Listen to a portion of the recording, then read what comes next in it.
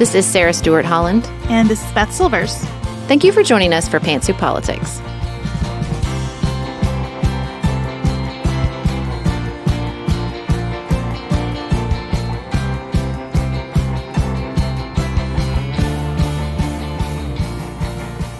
Hello, everyone. Welcome to another episode of Pantsuit Politics.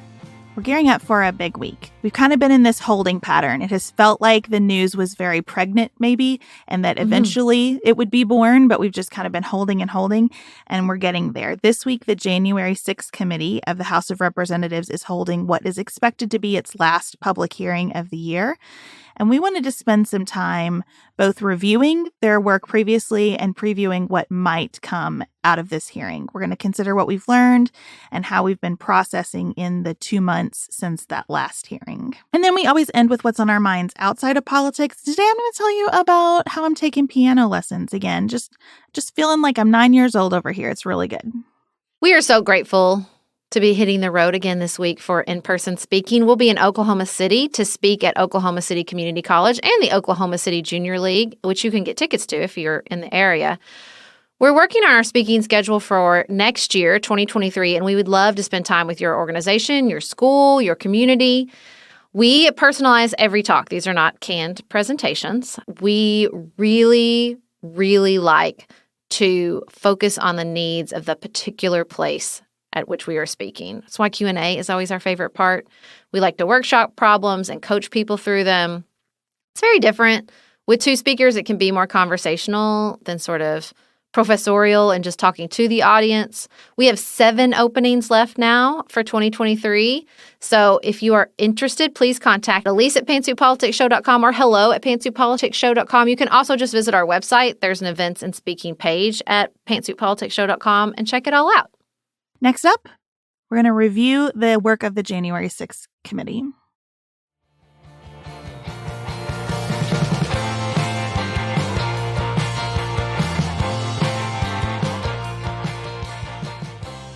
The January 6th Committee is back.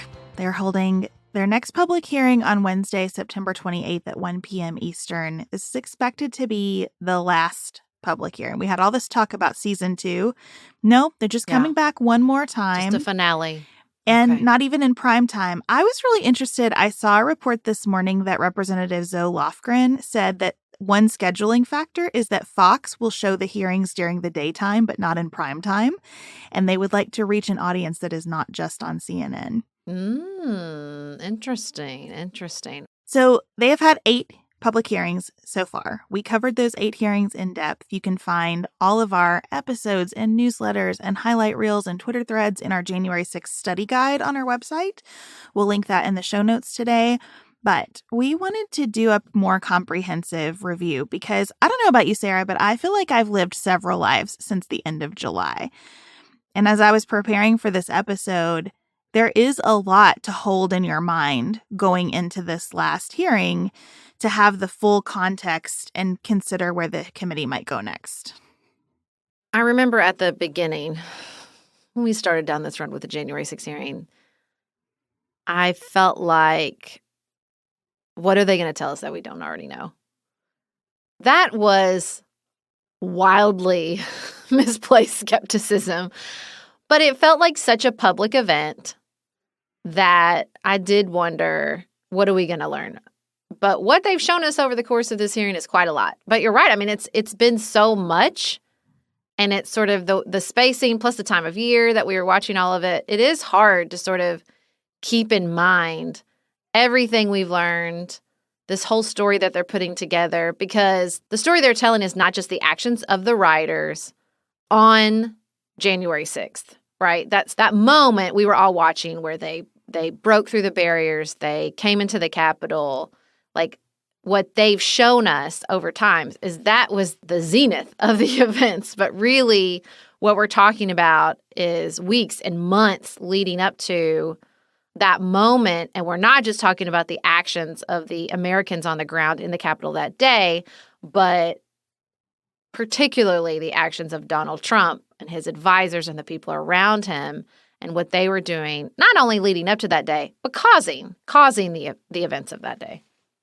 And that's really where the committee starts, that the goal was an articulated, well-understood goal. Mm-hmm. Post-election, the goal was to keep Donald Trump in power, however it was to happen.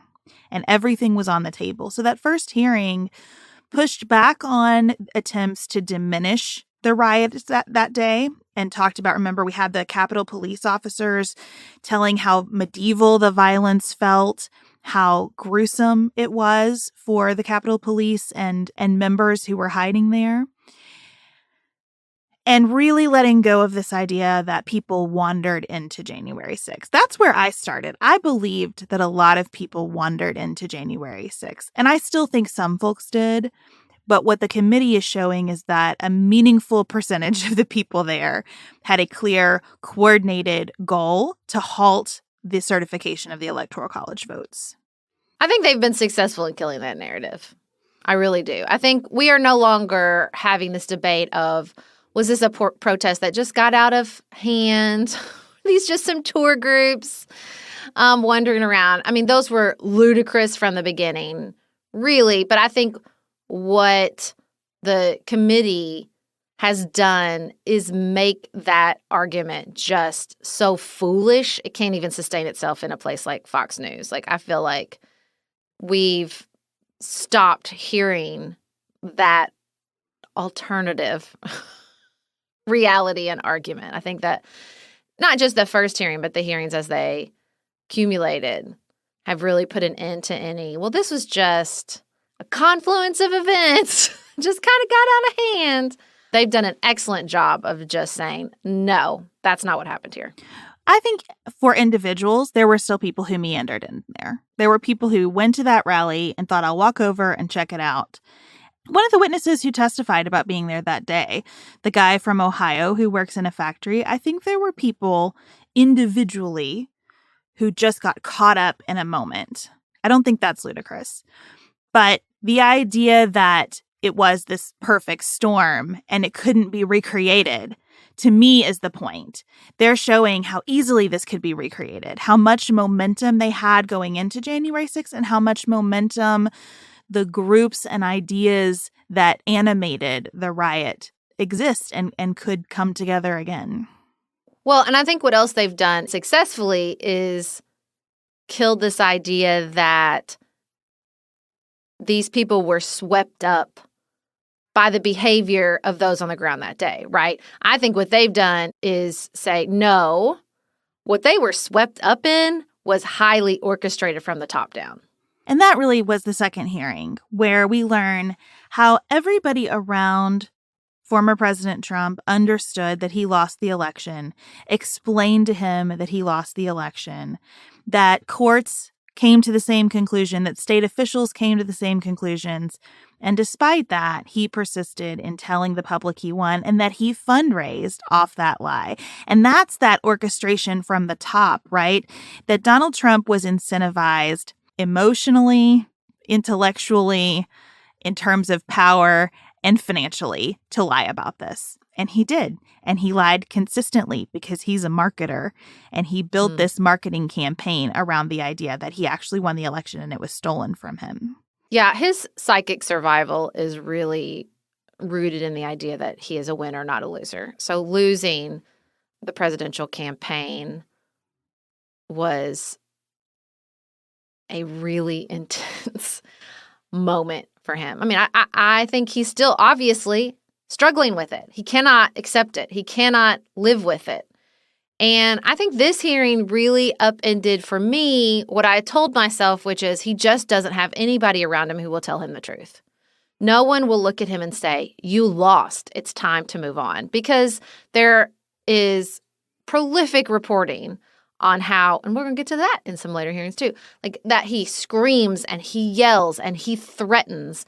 And so telling him something that he does not want to hear is difficult. He creates an environment that is sort of based around loyalty and fear and groupthink and, well, not even groupthink, his think, Trump think. That's the think. And so that's what I told myself. It's like, nobody will tell him. And what we learned from this hearing is like, no, that's not true. Many, many, many people said, you lost. You lost. It's over. Like, including election night, where they were like, do not go out there and say you've won. You have not won. And I think hearing that so definitively, that people articulated to his face repeatedly, you have lost this election, was very impactful. And so then we heard about what he started to do as the results sunk in further and as he was losing in court. And so we hear about this pressure campaign on Mike Pence. That Trump decides that Mike Pence is the guy who can, by himself, through his role overseeing the counting of the electoral votes, just stop everything in its tracks. And that hearing was really powerful because we learned that Mike Pence's team vetted this very thoroughly. You know, Mike Pence has gone to the ends of the earth to try to do what Donald Trump wants since the moment he was tapped as his running mate. And they concluded that he could not do it. And when they concluded that he could not do it, Trump pointed the crowd toward Mike Pence and had seemingly no regrets about that. This is also where you start to see this pattern that you see over the next couple hearings, which is when people tell him what he doesn't want to hear, which is you lost the election. Mike Pence cannot overturn the results of the election. The DOJ can't help you. Then he starts to push those people out and find more radical, unhinged people like Rudy Giuliani, like Sidney Powell, who will tell him what he wants to hear. And so that's where you start to see, I think, this pattern really drift in and reach its zenith when we get to the DOJ hearing, that people tell him what he doesn't want to hear, he goes out and finds somebody who will. And with Pence, I think the reason this was such an intense moment, and you hear him cursing Mike Pence and calling him a pejorative for the female body, is because there's no way to replace him, right? That's what he wants to do. He wants to just fire somebody and tell him and find somebody who will do or tell him what he wants. And so when he couldn't with Mike Pence, when he couldn't replace him, fire him, find somebody to do what he wants to be done, it's like Mike Pence, if there was a way to do this, which there wasn't because it's illegal, Mike Pence was the only one. And Mike Pence said no. And so you see really explosive behavior coming from Trump. So the fourth and fifth hearings were about those efforts to just keep looking for anybody who would do what he wanted. The fourth hearing was really about state and local election officials and how Trump put high-level officials and ordinary citizens in danger as he tried to spread these lies around. That's when we heard from the election workers in Georgia. And the election stories in Georgia just continue to balloon. We'll talk more about what's happened since these hearings in a second, but wowza, Georgia has a lot going on. But Trump was it didn't matter who he put in danger, from Mike Pence all the way down to, people who just worked to count the votes. Anybody in his path was fair game to him. And what struck me around the fourth hearing and these state and local officials, beyond just enormous bravery, I think Rusty Bauer's testimony was something I will remember for the rest of my life. And I said, again, I took an oath, and he said, just do it and let the court sort it out. And I said, you're asking me to do something that's never been done in history, the history of the United States, that I would put us through that, my state, that I swore to uphold both in Constitution and in law? No, sir.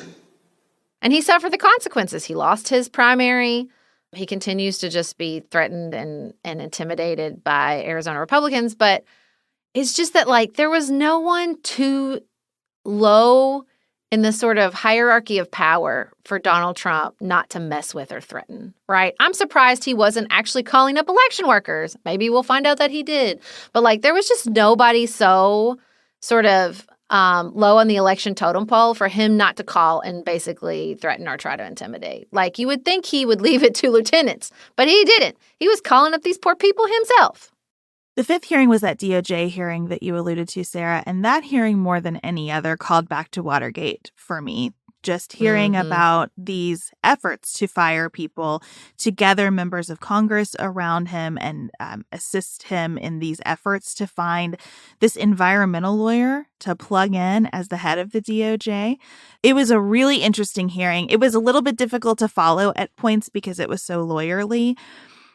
But a big takeaway for me is that he had these members of the House willing to do just about anything for him, and that those folks ended up requesting pardons in connection with their activities. They knew at the time that they were playing with fire, and yet they continue to serve in the House, and many of them will likely win re-election to the House. So that fifth hearing was really chilling for me. Yeah, I think the scheduling of this hearing after the local officials was particularly impactful, because what you had here is, election officials all over the country with not a lot of power. They had a power in the right place when it came to the election on Donald Trump, but not a huge amount of power saying like, no, I can't, it's illegal, standing up to the president. And then you see these people with a lot of power, high up in the DOJ saying we were dealing with the same bullshit, right? Like that we were dealing with him listening to whatever lunatic had his ear last telling him that this is what he could do and this was legal, and him trying to, again, fire and replace the people who would not do what he wanted to do.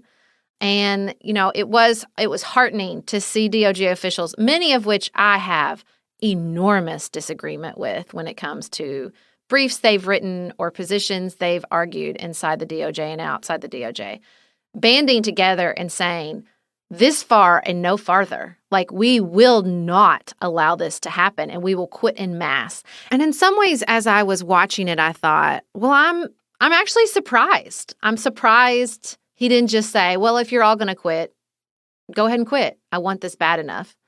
And then in some ways, I think it's really brilliant of the committee to make that moment so clear, because the concern has always been, well, if he really believed he won, then he can argue that in court or otherwise to say, you can't hold me responsible because I really believed I won, and there was nothing I wouldn't do if I believed I won.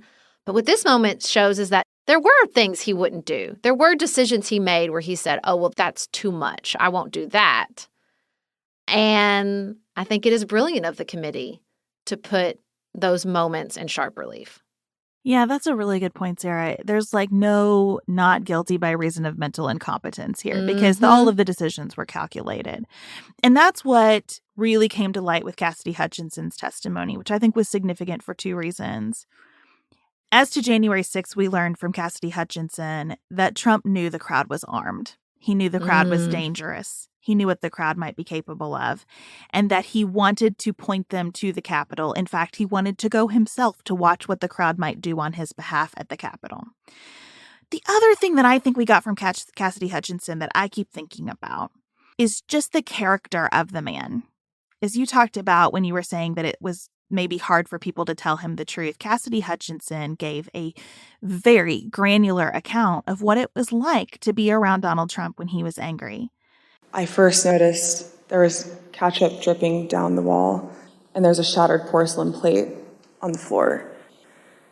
The valet had articulated that the president was extremely angry at the Attorney General's AP interview and had thrown his lunch against the wall. Just the temper tantrums and the effect that it had on everyone around him.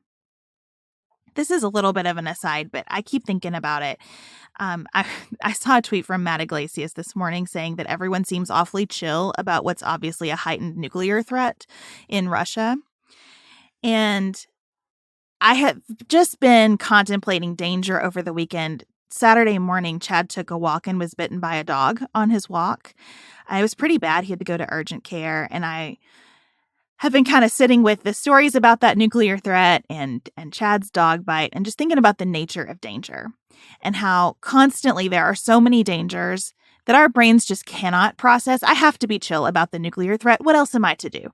There's nothing that I can do to control that. What I think this set of hearings has done so effectively is say to the American public, yes, there's a lot in the world that you can't control, but here's a thing that you can. And they're really homing in on this one person's character because just exercising the one thing we can do, not reelecting Donald Trump, just that one action insulates us from so much harm. It doesn't mean everything in the world is perfect, but it insulates us from so much harm. And I think Cassidy Hutchinson testifying as to the daily reality of this kind of personality in the Oval Office drives that home. Her testimony was described at the time as blockbuster. I think that remains true. I think it was blockbuster testimony because it really put you in the Oval Office, in the car, at the rally with him to understand what his state of mind was. And the moment I'll never forget is when she talked about he wanted to remove the metal detectors. Well, they're armed. Well, just take them. Then the easy solution to that is just to not make them pass their metal detectors because this was also something I will never forget is that they understood this particular crowd reaction because they dealt with it so many times at his previous rallies where his supporters show up armed and they will not hand over their weapons to pass through the metal detectors. And so they turn and go another direction. I thought, whoa, when you've had this happen so often at your rallies that you understand this interaction, that's really disturbing. And, his explosive temper, the moment she describes that he, almost got in fisticuffs with a Secret Service agent in an effort to direct his car to the Capitol. Because at this point, he knew Mike Pence was not going to do what he wanted him to do. And so he was ready to do whatever it took, including showing up with armed protesters at the United States Capitol to try to overthrow the election. I mean, really an armed coup. I mean, he knew they were armed. He wanted to lead them to the Capitol. What else would you call that? Yeah, I will never forget her saying that he told them about taking down the mags. Like, they're not here to hurt me. They won't hurt me. Like, he really understood how he could harness the energy of this crowd. He understood that he was the trigger for these people, not someone who could be injured by them. The seventh hearing took us down who some of these people were and talked to us about how Oath Keepers and Proud Boys and QAnon adjacent groups were working in common cause to disrupt the counting of the electoral votes, and that Trump intended that, and that his actions and his statements show that he intended that. And that's also the hearing where we heard about some of the non-militia types who got swept up in all of this because of just a relentless campaign through social media and email and video and all the ways that Trump communicated relentlessly with his followers. Well, and I think it's really important because if you're a person who does not follow politics closely, if you're a moderate or an independent or just someone who's sort of apolitical, I think it's easy to roll your eyes and blow off the idea that like he was harnessing that energy, he was directing people until you hear regular people say, he clearly wanted us to go there. He told us to go there, so I went. He told me and I went. And Trump asked us to come. He personally asked for us to come to D.C. that day. We're going to walk down to the Capitol. Did you recall President Trump mentioning going to the Capitol during his speech? Oh, yeah. And talking about the sort of psychological need those movements fulfill in people and how someone can join the Oath Keepers and feel like it's fulfilling purpose in their life and how they were very keyed in to his tweets and his words. And so he was directing people. I just thought it was important to remember, like, you might roll your eyes at that and think, how could someone do that? But they do. And I thought the committee did a good job of sort of highlighting people's stories and saying, like, this is what it looks like. Remember, this is a thing that can happen in a normal, average American's life. Anything that you binge works on you, right? If I binge a podcast, even if it's a podcast about living a good, grounded life, it affects me. It affects me and I lose a little bit of myself and I find myself leaning a little bit into those ideas. I have never been a YouTube person, but it is not a stretch for me to imagine how you can get into YouTube and just be captivated by something. It doesn't sound any sillier to me, honestly, to hear someone like the witness from Ohio in this hearing say, I just listened and I got caught up in it, and he said to go, and I decided to go. So I went. It doesn't sound sillier to me than listening to the Texas Tribune interview with Liz Cheney that I was watching this morning, where she talked about how she voted 90-something% of the time with Donald Trump because she really agrees with him on policy. I laughed out loud when I heard her say that still, because I think the conclusion of these hearings was that it was never about policy. For the vast majority of people who have a real attachment to Donald Trump, it's never been about policy. And I think it's better to just say that out loud, to say it is about him as a media figure who got in the heads and the hearts of the people who he really spoke to. That is okay. That's an experience we can all relate to. The question is, what are we going to do about it now? And the folks who have stood up and said, well, but it's just about policy, have prevented us from really doing something about that that's healthy and helpful. Yeah, I think Eliz has done a lot of work, but she's probably not all the way done. All the way done with her own internal work. It's okay. We all have miles to go in our own internal That's work. right. That's all right. That's right. I will take Liz's work every day, and I'm grateful for it. But I was surprised to hear her still kind of saying that. She did say she regretted voting for him at least the second time. Okay, and then the last hearing before the committee took its big break was back to the day itself and how terrifying and violent that day was, and how Trump watched it unfold and never used any of the many, many tools at his disposal to stop the violence, to assist the people in the Capitol, to bring any kind of order back to the scene. None. And instead, he was interested in continuing to put pressure on his handpicked senators to try to delay certification of the vote. To the bitter end. To the bitter end. They were very focused on that 187 minutes. 3 hours he sat there and had every piece of information available to him. If you can think back to that day and remember how horrified you were just to watch the little, pieces of footage and moments we could watch from CNN, and to think he had all that and more. He had people calling him from the ground, conveying the depth of danger, and he did nothing. He did nothing as the Capitol was under attack. It's just so disgusting. It is so clearly a violation of his oath of office and a dereliction of duty, and I think they proved that definitively. So we'll take a quick break now, and when we come back, we're going to talk about things that have happened since the last hearings that might preview where we go next.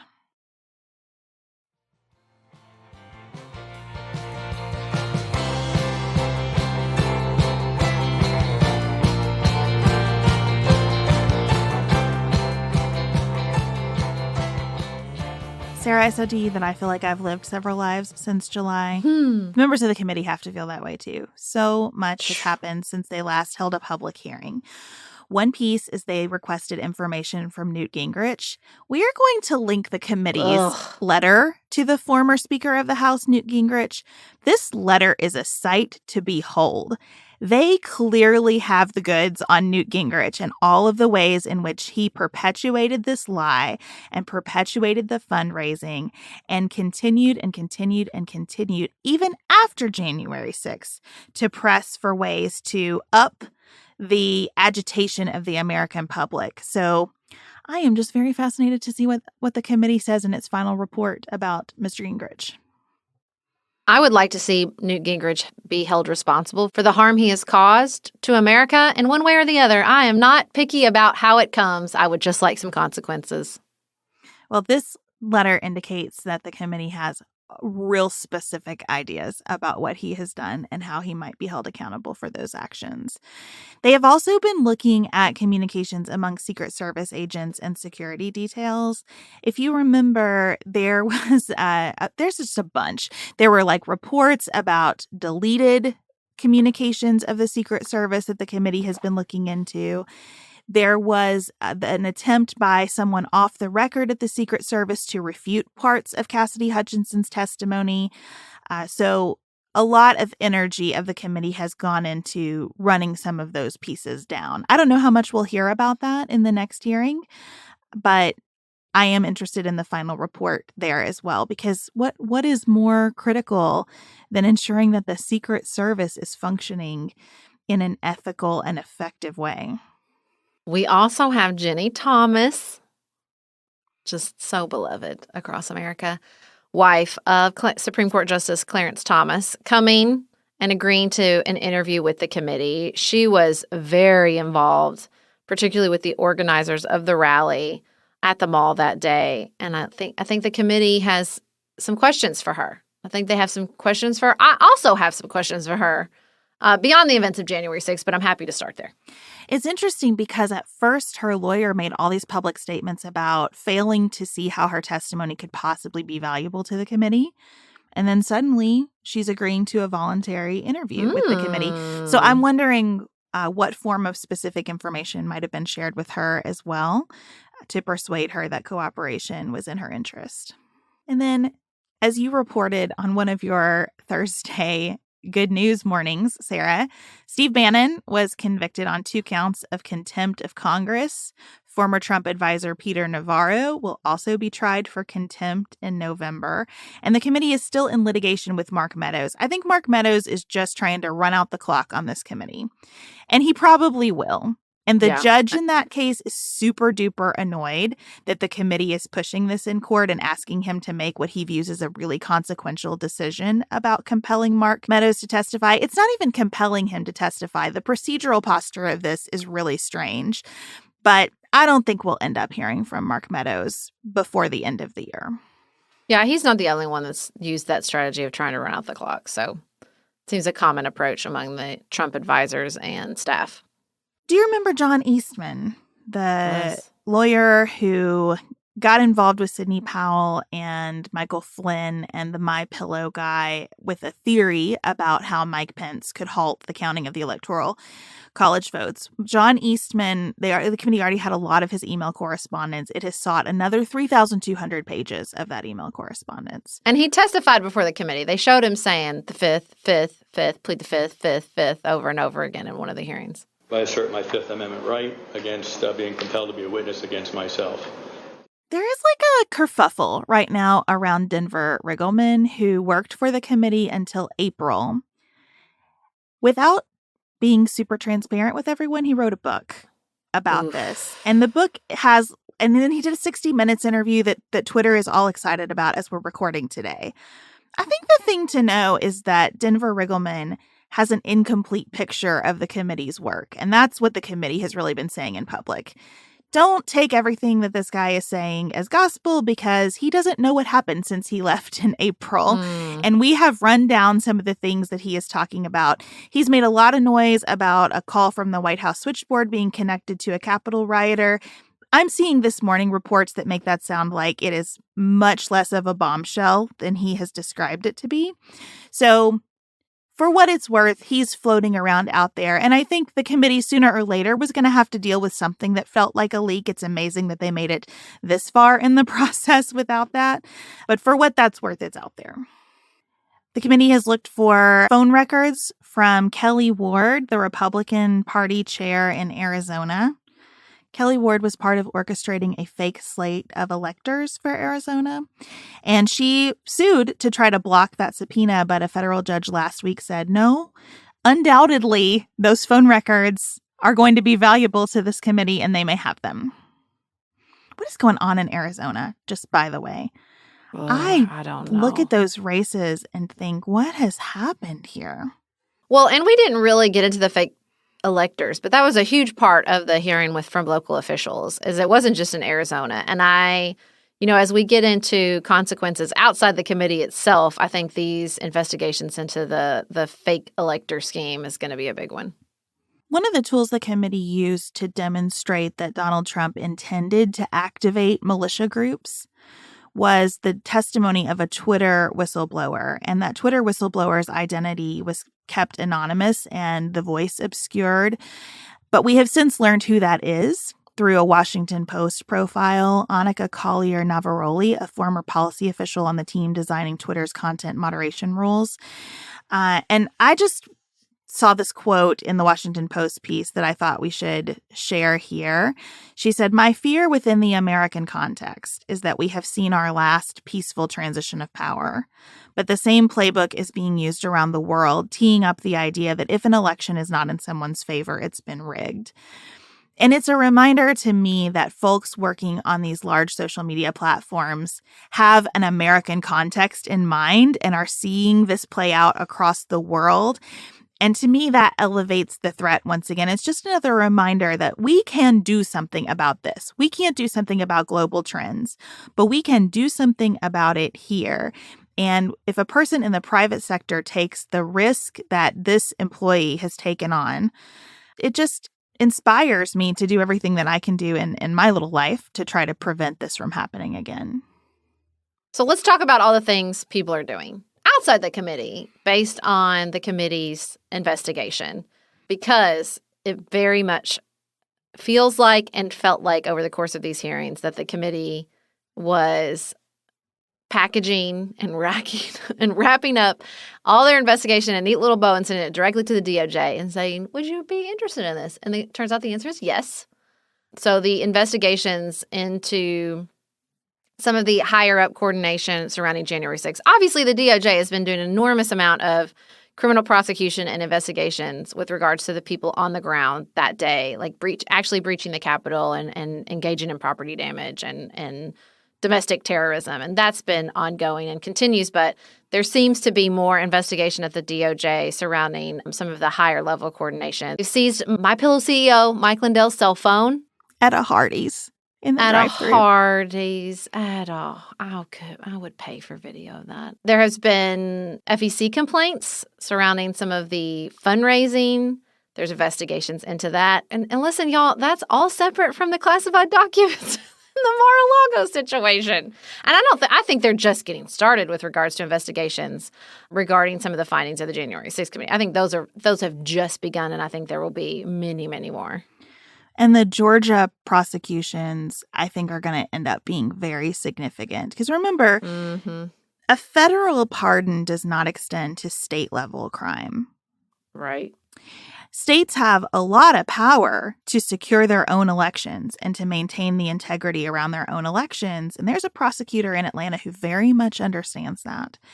And I think the work of Fani Willis is going to end up being some of the most significant activity that comes out of the past couple of years, because she is pursuing this in a very focused and methodical way. And if you read any profile of her, she doesn't miss very often. Like, her record is impressive.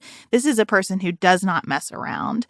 So it seems like there is more and more coming out about activity on Election Day, people gaining access to voting software who shouldn't have been there in both Georgia and in Colorado. And I think we could see more of that. So it's hard enough to keep your arms around all of the federal work, but the state work is continuing and intensifying too.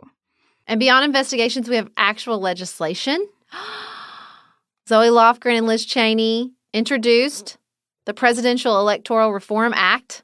Hallelujah, praise the Lord. And it passed. All Democrats and 9 Republicans voted for it. 203 Republicans voted against it, which I'm furious about. But it makes really important reforms to the Electoral Count Act, which is just a really crappily written piece of legislation that all the people advocating for Mike Pence to take control that day were basing all their arguments on. So this piece of legislation would reform that and say, the VP is just administrative. He's only presiding over the counting. He does not have a role to play. It would raise the threshold to object to electoral votes to at least 1/3 of the House and the Senate that have to sign on to a challenge, rather than where it is now, which is just one member from each chamber, which is too low and easily exploitable, which is what we saw on January 6th. And the objections have to be defined on a constitutional basis. And so there's some reforms within this legislation that are important. We've been advocating for that on this show. So many people have been writing, if we do nothing else, please let us reform the Electoral Count Act. Now, this is separate from the Senate version that they're working on right now. But I feel very hopeful they're going to get this done. Don't you? I do. I saw that Susan Collins is a little miffed that she was not consulted in advance by the House before this proposal dropped Goodness, because Susan. she's been working with this bipartisan group in the Senate, which I appreciate, to try to get some good work done. But they think they can work these differences out. I want to say about those 203 Republicans who voted against this legislation. The chief complaint that I've heard from those Republicans about this legislation is that it takes control from the state and puts it in the federal government about elections. But if you look at what it actually does, it mostly regulates the behavior of members of Congress. It does. That's the part they don't like. They don't like that part. And it does say to state legislatures, you may not change the rules if you don't like the outcome of the election. The way that your state will submit its votes to the Electoral College must be defined before the election happens. Now, that is a taking of control from states that I personally like, that you have to tell your citizens what the rules are before they vote so that you can't just change your mind if you don't like the way they voted. Yeah, I like that. So this is a lot. Sarah, as we go into this final hearing for the year, what are you really looking for? Are there any pieces that you think the dots haven't been connected on, or any witnesses you haven't heard from yet that you hope to hear from? What's your expectation and hope going into this last hearing? Yeah, I wonder if they're just going to put it all together for everyone. I don't know. I've long learned not to underestimate this committee or try to predict this committee. And so I don't know if this is going to be a wrap up. I don't know if they have a final witness that they really think is going to, take back control of the narrative and get America's attention again. I think they have succeeded in getting America's attention with this. So I really don't know. I look forward to what they have to say. I do too. And I imagine we'll know more about it even after we hit publish on this episode than we do as we're recording it. But I kind of like going into this a little bit fresh after having a break, having some time to review and digest, because I do think this committee has done really good and important work. And I really look forward to reading their report once it's released. So we will certainly cover this hearing next Tuesday, after we've had some time to watch it and process it and be back with you. And we really appreciate how many of you have heeded our call to please pay attention to these hearings because they're really important.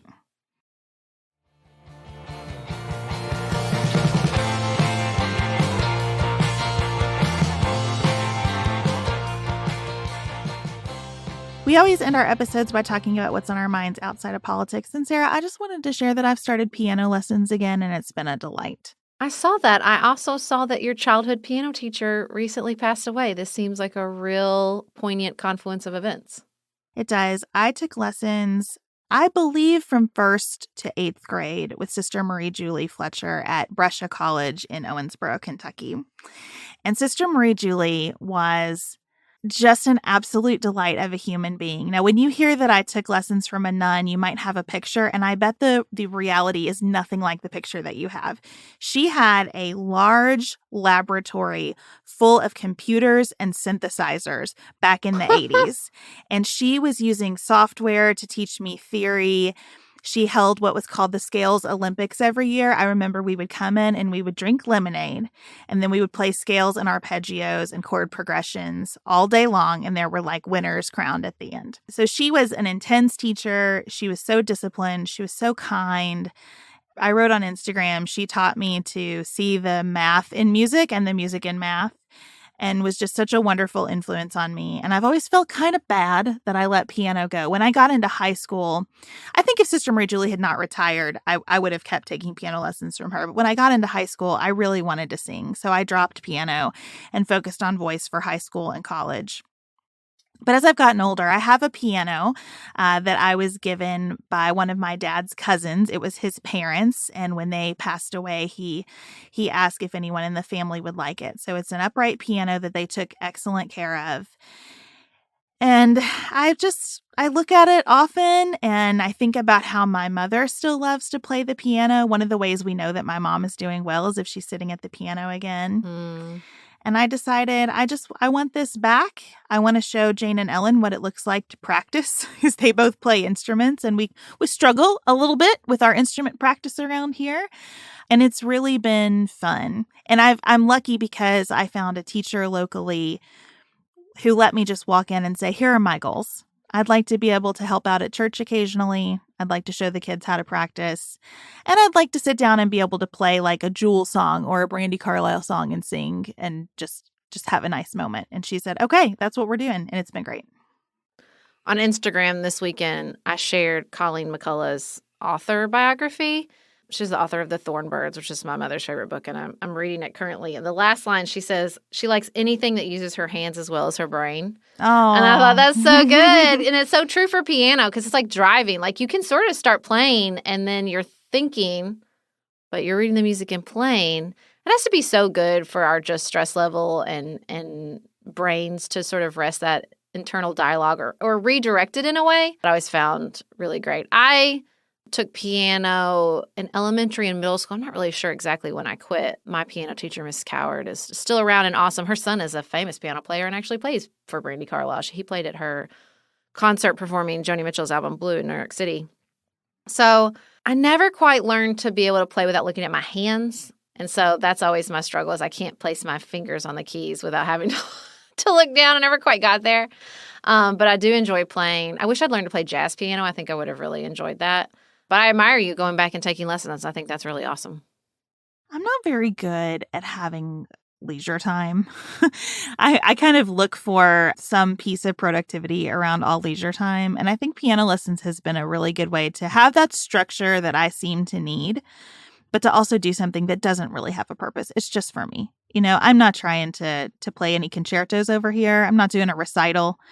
I'm just playing because I want to play. And that's been really helpful to me. Just Well, a few good for you. 30 minutes of practice or so a day, just because I want to, has been really great. Well, we hope that you are finding pockets of leisure in your life without a ton of structure, and we really appreciate you spending some of your precious time with us. Before we go, we just want to remind you again that we would love to spend some time in person with you and your organization. So you can go to our website, pantsuitpoliticsshow.com. For more information about our speaking engagements, you can also reach out to Elise, A-L-I-S-E Knapp, our managing director, for more information. All of the links that you need for that will be in our show notes. And we can't wait for you to come back on Friday. We know that the January 6th hearing is going to take place. We'll cover that on Tuesday. But because we'll be in Oklahoma, we are sharing on Friday a very special interview with you with Dr. Becky, who has a whole lot to say about how the way that we are raised impacts the way that we behave civically. So Dr. Becky on Friday and then the January 6th hearing on Tuesday. We'll look forward to all of that. Until then, have the best week available to you.